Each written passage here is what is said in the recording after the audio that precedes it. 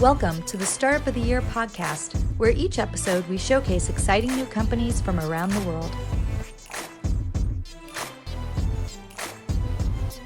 This podcast is produced by Established, creators of the Startup of the Year program. Established is focused on helping organizations with their innovation, startup, and communication strategies. Hello, everybody. It's Frank Gruber, and we're back again with another episode of the Startup of the Year podcast. I'm here with Larry Berlin. He teaches you entrepreneurship at the University of Chicago Booth School of Business. He's also a mentor there. He's also got the New Venture Challenge, which they do every year. We've got 30 companies. They all compete for a total of $1 million for some of the top winners.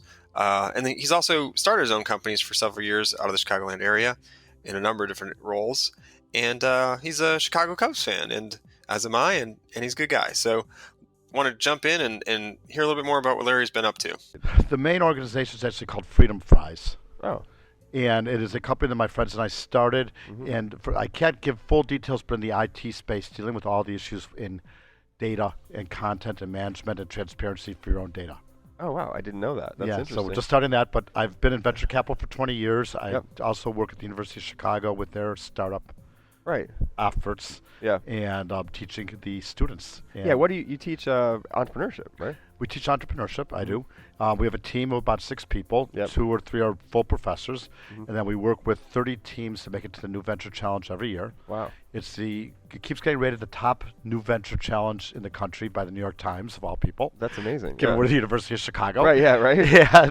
Well, pretty much all the papers in Chicago are, I don't know, it's been a mess lately. It's been a mess lately. Well, the other thing that's nice, our winning team last year got somewhere in the $400,000 to $500,000 range of funding to help her start her business. Right. And the next 9 teams split another $400,000 to $500,000 of funding. Great. It came out to be about $1 million total. Wow. And then there's funding on top of that because the venture capital firms come in and get the imprimatur of us saying, yeah, this is a good company. Right. But I've also now spent 10 weeks of formal, but really 12 to 20 weeks with these companies, working with them. Wow. Teach them not just how to present to me, but how to build a business. Yeah, important part of what you're doing. Yeah, exactly. The important part is how do you build a business. Like Grubhub came out of that. Right. Braintree, which is part of PayPal right now, came out of it. Wow. There's a lot of smaller companies that you will hopefully hear about soon. Right. For example, there's one company that came out 3 years ago that wants to be the Warby Parker of Mexico. It's called Ben Franklin. All names. She's got a few dozen stores now selling eyeglasses in Mexico. Wow. She had nothing 3 years ago. Right. She's phenomenal. Yeah. There's one of my favorites, a company called Eza. And these aren't even the tech companies. Right. Eza are fingernails. Oh. And she came in, and she's got 12 male judges and 2 female judges. So we all look at her like, well, who cares about fingernails? Right. She was great. Yeah. She said 2 things that made a big difference. Said it's a $14 billion a year market. Right. And nobody has more than a few stores. Right. Immediately, my eyes light up, my ears light up, and I want to know more about this business. Right. She's now on her 3rd store in Chicago. Wow. And her goal is to be like Massage Envy and have these around the country. Right. I think we saw them. I think they came through Startup of the Year as part of. They might have. Like a year or so ago? They might have, a year ago. Yeah. It's Kim and Allie. Yeah, I think so. Yeah. They're just great. And they do what they want. But then we'll see software. Like 2 years ago, the winner was basically, I guess the year before last. The winner basically was to help the transition of 401ks from like a Fidelity to an Ameritrade. Right. From one vendor to another. Connecting the pipes. Connecting the pipes with software. Right. And again, the woman who had worked at Goldman, I believe, was spectacular. Yep. And she led the team with her teammates and was able to progress to get good contracts and begin to progress. And hopefully we'll be hearing from them in a few years. Right. And the name of the challenge again? It's the New Venture Challenge. Challenge. It's actually the Edward L. Kaplan New Venture Challenge. Edward I love it. At the Booth School, at the Polsky Center at the Booth School of Business. It's got a long name. Yeah, it's got a whole page. We teach them to shorten that to 5 words. Right. Okay, that's great. And so tell me, so this year it just wrapped up, or when we wrapped up in June with this academic year. Yeah. And the winning team was called My Art Cash. And basically, as it turns out, art dealers cannot display their art because it's declining value. It's like real estate. The longer it's there, it gets stale. So art dealers tend to have a lot of good art in their bathtubs, literally. We're just waiting, and no one knows that that's art is there. The founder had a Warhol in her spare bathroom because her mother was an art dealer. And who shares a bathtub with a Warhol? Right. You know, you have to pull it out. So, right. But she's been able to connect the dots and collect. So far, get I think a few dozen art galleries together. So that when I'm looking for a Warhol, or a dealer's looking for Warhols, not for the public. Right. When a dealer's looking for a Warhol that's 16 by 26 in red, Yeah. This person, the other gallery can say, yeah, I have one. Right. And then Creating a marketplace got that a doesn't commission. exist. Yeah, create a marketplace that doesn't exist. Yeah. Collect a commission. Yep. It's not a high expense thing. Right. And very niche. I mean, very specific. It's very niche, but niches quite often can go for 9 figures. Right. Yeah. As we all learn. Yeah, exactly. Very cool. Sounds like a great program. Sounds like some amazing companies have come out of there. So that's kind of your, day to day, and then you've also got this other thing. Tell me a little bit. You just were on. You're going to be on CNN. Well, I don't know when this is going to air, but CNN. Yes. You've been working with CNN a little bit on some things as well. No, it was a coincidence. Yeah, but okay. yes, we tried to get people from the red side and the blue side together in one room. Yep. Not to discuss any specific issue, but to discuss how we feel we're viewed as much as anything, and how we view the other side, and then find the commonalities between the two sides. Yeah. And they very much exist. Right. And it comes, issues, for example. People, believe it or not, we are self-sorting because we are in Evanston and we're all have a point of view. Right. But people, for example, 90% agreed on abortion. Right. Where do you sit in a room where 90% of people agree on abortion? Right. And it wasn't that people were so pro-choice or so anti-choice, just people agreed in the middle. Right. Yep. And they agreed with Hillary on it. And on down, you pick all things, none of us want to see the other side's speech impeded. We both want to hear from the other side. Right. And that became apparent within 10 minutes of us sitting down. Finding common ground, more or less, that's outside of the teams. We found common ground, and when the blue side, because I was on the red side, put up their list of things, of stereotypes that they don't like to be called, and what might be true about them, we could pretty much agree with their list, and they could pretty much agree with our list, and say, yeah, it's not fair that you ever looked at that way. Interesting. Very interesting. And we met in an interesting way. Yeah. I mean, around teams. Yes. And here we are in a ballpark, but both Cub fans. Good place for me. Both Cubs fans. Both Cub fans. Yeah. But then we connected at a conference out in Vegas again. Yes. Around SALT. Yeah. Around assets and management there. And you've been doing venture for a while, right? So you've been doing investing and things like that? I've had 20 years in venture. I started right before the millennium, and turn of the century. Yep. Sounds funny to say that. And I probably sat on about 10 boards in that process and led a batch of investments, mostly in financial areas. And my firm was really poor consumer. We are, and we'll admit to that. I'm still affiliated with them in some ways. And I would get any consumer deals. Okay. So I ended up having to look at consumer stuff. Right. But my specialty has always been payment processing, bank software, and then digital marketing. Right. And digital marketing is the hot area now, and the funds have 2 investments that I helped lead the charge on. Great. Are you still looking out for additional investments, or is that yes? Okay. Always. For me personally, for my friends, on the angel side, on the startup side, and then for my old employer, First Analysis. While I'm not employed there, I still do look for investments for them, which are in the $5 million run rate range, and mostly B2B. So a little bit further along B2B. So that's good to know for all the startups here and anyone listening. Those are the types of deals. And do you focus mainly on Midwest or anywhere? Anywhere in the U.S. Anywhere in the U.S. Okay. Yes, we tend not to go overseas because of legal. Right. Yeah, that's But another barrier. It's another barrier, and we don't want to deal with the lawyers, and we don't want to deal with the barristers in British court or whatever we want to call them, and les avocats in French courts. Right. Exactly. And so on. I did study French. I should know the word. I can tell. Yeah, no, that's great. I'm not even going to attempt that. Yeah. But we'll, and we've always looked at companies in that range. Yep. And with some success. That was great. Thanks so much, Larry. Next time you're in Chicago, definitely get a chance to try to sync up with Larry Berlin. He's an angel investor, a mentor, very tied in with the Chicagoland startup community, and he might be helpful for what you're up to. All right, before we get on out of here on this episode of the Startup of Your podcast, I want to catch up with Reed Alexander. He's with American Airlines, which is a partner of ours. He runs some of their programs for small businesses and startups, and is going to share a little bit more about the Business Extra program, which we use all the time. Tell us a little bit more about what you're doing at American Airlines to connect with small businesses and startups. Right. So at American, we have multiple products. We of course we have products tailored to larger, more complex travel programs. For your Googles, for example. Right. But we also have a space where we're trying to grow, and one of the ways that we're doing that is with our partnerships. Right.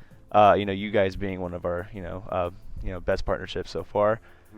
So what we try to do is we try to utilize the resources that you have, and get in touch with these startup companies, for example, that might not have a travel program in place now, and get them while they're young, and get them loyal to an airline. So when they do grow and they do start to travel more and expand across the country, international, they have a option with an airline, and they can create value for them, Right. And build some type of travel program. Yeah, so tell us a little bit more about the Business Extra program, because it's specific to business travelers, and there's some benefits and for flying and using it, and there's also benefits for basically folks that are using it and putting their advantage points in there, and kind of all adds up. So tell us a little bit more about that. Yeah, so you really nailed it there. It's very similar to our Advantage program. Right.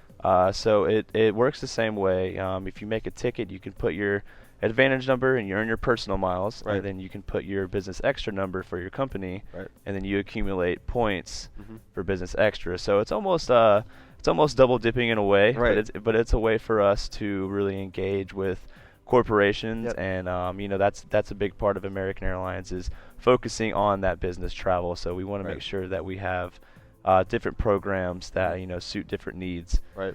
But yeah, you can go in, you can use these points for upgrades. You can use them for flights on not only on American, our joint business partners as well. So British Airways, Iberia, Japan Airlines. So if you're going international, you can use it as well. That's great. Yeah. And there's also, you guys have that program. You've got the Air Pass, which we've used as well, which is pretty cool. Right. Yeah. If Very you're nice. flying a lot and you've got your company's growing, it's an area where it's almost like having your own credit account, right? Yeah. For an airline, right? Yeah. You've got a personal credit account with American, and you can just book whenever. So tell us a little bit more about that. Yeah. So the Air Pass it's really for a unique traveler, or a unique company, or situation where say if it's say if you're a road warrior and you're going to be on the road a lot. Yeah. And you want to travel the right way, you want to be treated VIP style. This is a great product for you.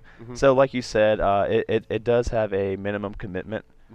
So for an individual, say if you're buying it for yourself, it's $10,000 commitment. But if you're going to spend that, it works somewhat like a credit. And with that you get premium status, you get admission into all the admirals clubs across the country and international. And you get to book your flights at a fixed rate. So, say if you are traveling a lot of those times it's going to be last second. Right. So with this, it's really great because you get that last second price at a fixed rate, instead of getting the surge price. Right. Of when you're super late. And Right. you're trying Yeah. to book it last minute. Or your $250 flight turns into 2,000 or whatever it is. Yeah. Yeah, so it really meets the needs of certain travelers, and there's also shared ones as well. So say if you have a small company and there's only 5 people, but those 5 people travel a lot. Yeah. You can do a $50,000 Air Pass, and then everyone can pull from that fund. Right. Everyone gets the same status. They're treated the same way. Yep. So it really works out. People really love it. There's an 80% renewal rate. Oh wow. So people who do sign up for it, they tend to love it, and they stick with it for a few years. Great. And I think I did a little research around Air Pass. I think they used to call the Air Pass the unlimited. Like they used to have an unlimited travel kind of Air Pass. Yes. Where you could literally just book forever. Right. Anytime. Yeah. That's kind of been sunset. I'm not sure where that went. I know that was around for a while. Yeah. See, I think some people bought, like, they paid $250,000 like 10, 20 year years ago. Yeah. And they could fly for the rest of their life the rest of their life unlimited. Yes. Pretty amazing. Yeah, it is. They got rid of that. I don't know if it worked out for us or not. Right. There's probably a reason they got rid of it. Right. Exactly. But no, yeah, that was an awesome opportunity. Right. To be a Air Pass member for life. Right. Yeah. Reminded me of that. Yeah, a couple other airlines tried similar things in the short term, and I was just wondering if anyone ever thought about bringing something like that back or not. Right. Right. So anyway, the other thing I want to talk about was the fact that you do also promote companies through you have captive travelers, right? Your people they're in airplanes. There's how many people go through American Airlines every year? I don't know. Oh gosh, millions. Right, millions of people, right? Right. Yeah. So you've got this ability also to help better connect companies with those folks. And you've highlighted, you've got you've written, or there's been articles within American Way magazine. You've got video now on a lot of these airlines, and you're putting different videos and things like that. So there's definitely other benefits you bring within the startups that you guys Absolutely. find. And so just wanted to point that out, that you definitely have been showcasing and helping. Basically share the stories of great companies from all around the country. Yeah, and actually, to your point with the seat back video, what we've been trying to do is highlight a small business or startup once a month, and we run a 30-second video on the really cool on the plane, so everyone that's going through, they can see how it really affects and can help a small business grow and develop value with an airline. All right. Thanks so much, Reed. Thanks, American Airlines. Really appreciate what you're doing out there. Great program for business travelers with Business Extra. Next up, I wanted to share some great news we had recently. We just partnered with .us, the domain, and we have a new program. It's the .us Veteran Startup of the Year. So if you're a U.S. veteran or spouse or dependent of a U.S. veteran, we are offering a special program for companies that would fall in that if you're a startup founder, and there'll be a prize of $10,000 for non-dilutive cash to the winner of this program. So we're going to have at least 10 of these companies at our semifinals at the end of the year, and we're excited about this program. Veterans are out there everywhere and doing great things, but after they come back, they and their spouses can go out and become a startup, create something interesting and change the world. And this program will help help some of those companies along. And if you want some details about it, go to soty.link, soty.link/SOTY US Vet. It's on our Startup of the Year page, startupoftheyear.com. You'll find out more information about the .us Veteran Startup of the Year. So .us Veteran Startup of the Year is the name of the program, and we're currently looking for applicants. So if you're interested, check it out. Or if you know somebody that is, please check it out and share it. It's a great opportunity for anyone that falls into that category.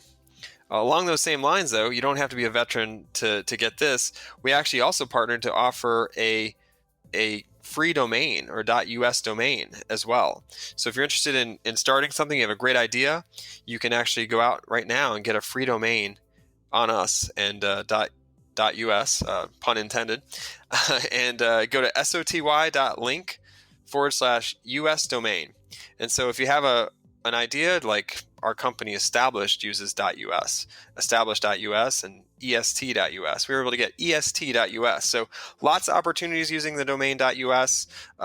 Good spot for you if you're looking to start a company, and also represents the United States. So definitely think about it when you're thinking about making your brand or domain choices. All right. It's that time again, sadly, but we got to wrap this up. Our Startup of the Year podcast. Thanks for listening. Hopefully you learned something from Larry, and next time you're in Chicago, go say hi, check him out. He can be a great mentor. Also a Cub fan, so go Cubbies, and thanks for listening. Keep starting up. Thanks for listening to the Startup of the Year podcast. Be sure to subscribe, and we'll be back with another episode soon.